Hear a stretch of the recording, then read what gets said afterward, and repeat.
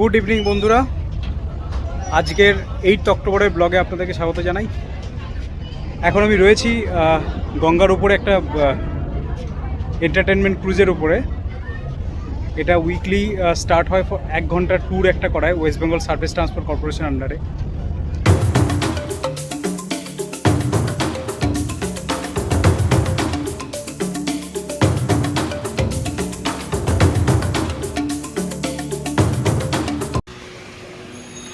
মানিক এসে গেছে, এখন আমরা স্টার্ট করব কার্নিভেল যাওয়ার জন্য।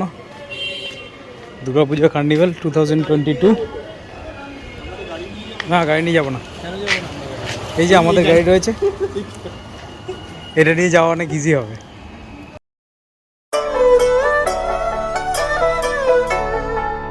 তো আমরা কার্নিভেল যাওয়ার জন্য জার্নি স্টার্ট করলাম। এখন ঘড়িতে বাজে বিকেল 5টা 5। আমরা রয়েছি বাগুইআটি ফ্লাইওভারের উপরে। সূর্য এখন অস্ত যাচ্ছে, সামনে দেখতে পাচ্ছ সূর্যের কি খুব সুন্দর দৃশ্য দেখা যাচ্ছে। ইভেন রাস্তার উপরেও তার রিফ্লেকশন এসে পড়ছে। আমরা কিছুক্ষণে পৌঁছে যাব লেক টাউন। তারপরে জার্নিতে আমাদের সঙ্গে থাকো, আমরা আস্তে আস্তে তুলে ধরবো তোমাদের সামনে।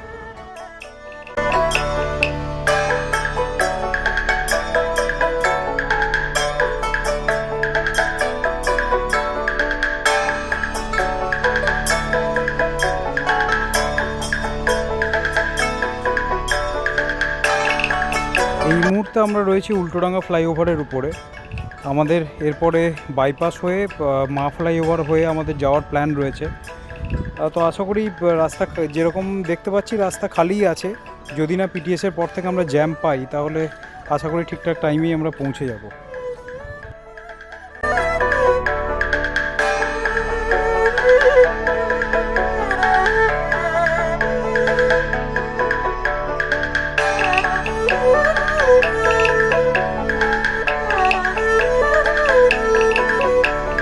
আমরা এখন রয়েছি বাইপাসের উপরে।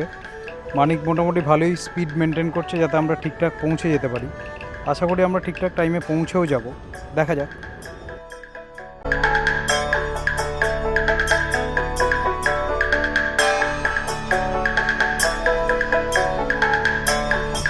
এখন আমরা উঠছি মা ফ্লাইওভারের উপরে। সামনেই দেখতে পাচ্ছ আইটিসি রয়্যাল বেঙ্গল। আর মা ফ্লাইওভারের উপর থেকে সন্ধ্যেবেলার সূর্যাস্তের কিছু অপূর্ব দৃশ্য তোমাদের সামনে তুলে ধরছি এই ভিডিওতে। আশা করি তোমাদেরও ভালো লাগবে।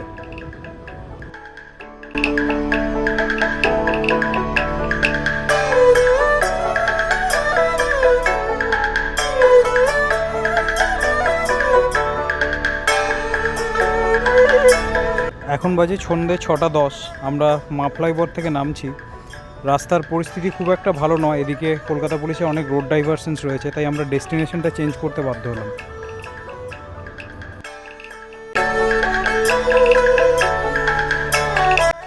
তো আমরা এখন এসে পৌঁছলাম ওয়েস্ট বেঙ্গল সার্ফেস ট্রান্সপোর্ট কর্পোরেশনের আন্ডারে ফ্লোটিং এন্টারটেনমেন্ট সেন্টারের টিকিট কাউন্টারের সামনে। আমাদের জন্য যে বোট বা লঞ্চ অ্যালট হয়েছে সেটার নাম হচ্ছে ময়ূরপঙ্খী নাও। 169 পার হেড টিকিট প্রাইস আপনাদের সামনে এখন আমি স্ক্রিনে তুলে ধরছি।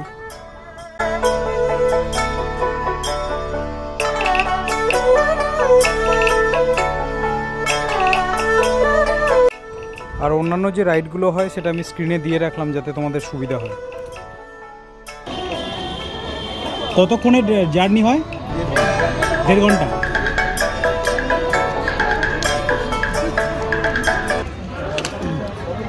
এই যে গঙ্গাবক্ষে ভ্রমণ করতে যাচ্ছি, এটা তোমার কেমন লাগছে? গঙ্গা হচ্ছে মায়ের মতো। একটু অপেক্ষার পর এখন আমাদের এগিয়ে যাওয়ার পালা। আমরা এখন লঞ্চের দিকে এগিয়ে চলেছি।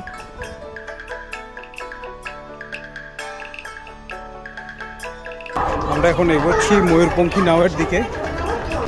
যাওয়ার প্রোগ্রাম ছিল কার্নিভাল, কিন্তু আমাদের গন্তব্য পরিবর্তন হয়ে আমরা একটা রিভার ক্রুজে চলে এলাম।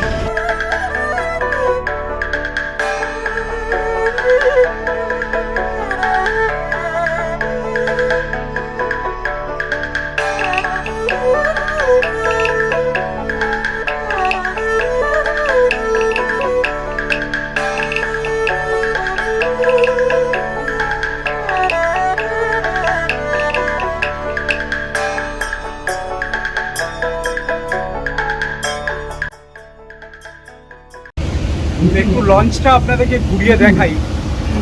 গ্রাউন্ড ফ্লোরে আমরা দাঁড়িয়ে রয়েছি। এখানে একটা ছোট্ট স্ন্যাক্স কাউন্টার আছে। গঙ্গা নদী বয়ে চলেছে।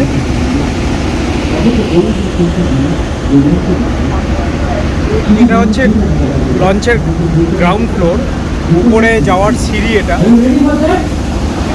উপরে এখন ছোট্ট একটা লাইভ মিউজিক প্রোগ্রামও আছে। এগুলো মেনলি উইকেন্ডস ট্রিপের জন্য, যা বুঝলাম এগুলো 1 ঘন্টা 1.5 ঘন্টার এক একটা করে ছোট্ট ট্রিপ হয় গঙ্গার উপরে। তো আমি আর মানিক এসছি এই মুহূর্তে। মানিক এখন নিজে একটু ফোনে ব্যস্ত রয়েছে। আপনাদেরকে উপরটা গিয়ে দেখাই কেমন রয়েছে।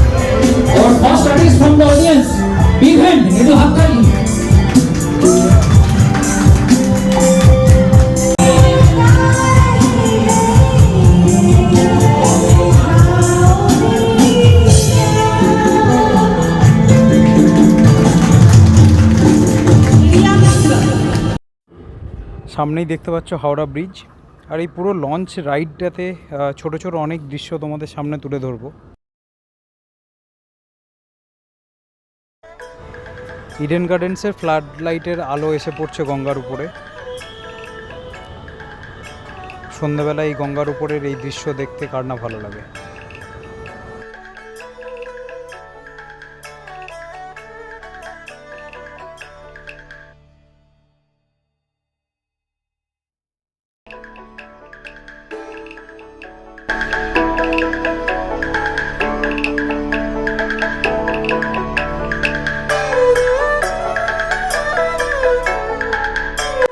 হাওড়া ব্রিজকে দূরে করে আমরা এখন চলে যাচ্ছি সেকেন্ড হুগলি ব্রিজের দিকে। মিউজিক চলছে, লাইভ মিউজিক।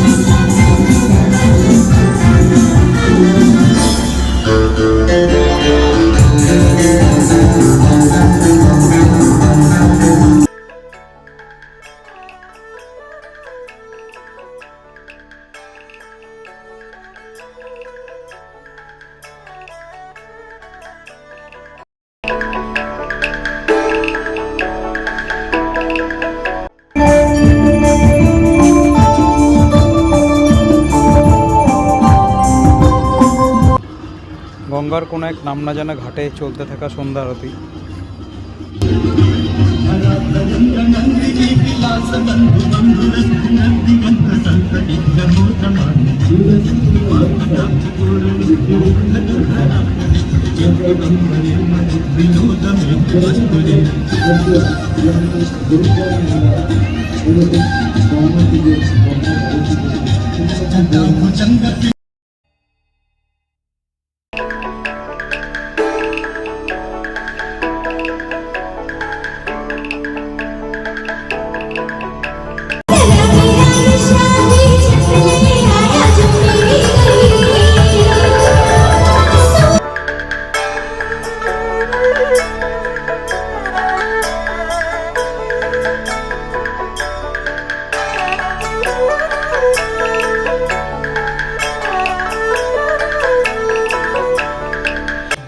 গঙ্গার উপরে ঘুরতে ঘুরতে চোখের সামনে এখন পড়লো হাওড়া স্টেশন। গঙ্গার উপর থেকে সন্ধ্যের এই হাওড়া স্টেশনের দৃশ্য একটু অন্যরকম।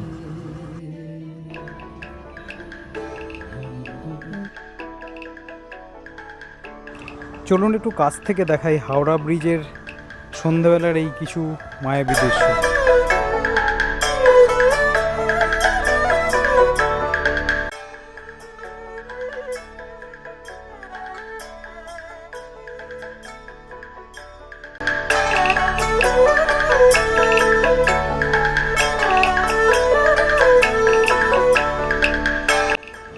গঙ্গার জলে খেলতে থাকা মায়াবী আলো।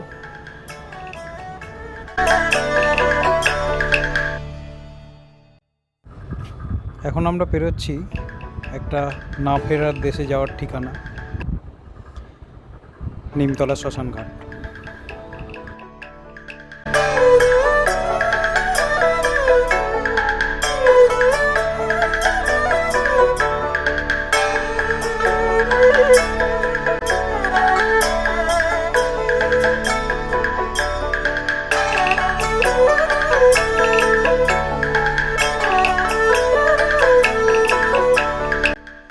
গঙ্গার ঘাটে চলতে থাকা মায়ের বিসর্জন পর্ব।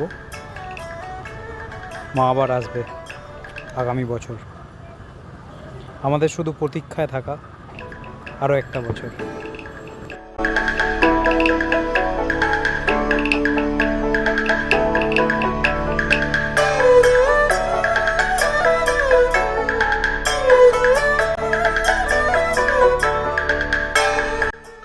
ঘোরাঘুরির পর্ব শেষ করে এবার নামার পালা। সবাই রেডি হয়েছে, আমরাও এবার এগোই আস্তে আস্তে।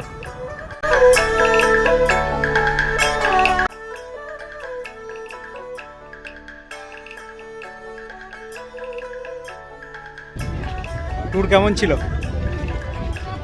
এক ঘর অলমোস্ট 1.5 ঘন্টার রাইড, খুব ভালো ছিল। ব্রিজটা দেখতে পাওয়া যাচ্ছে, ওদিকে হাওড়া ব্রিজ।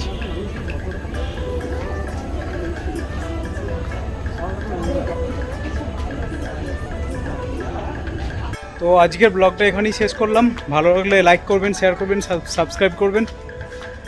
দেখা হবে আবার পরের এপিসোডে। Bye bye, good night.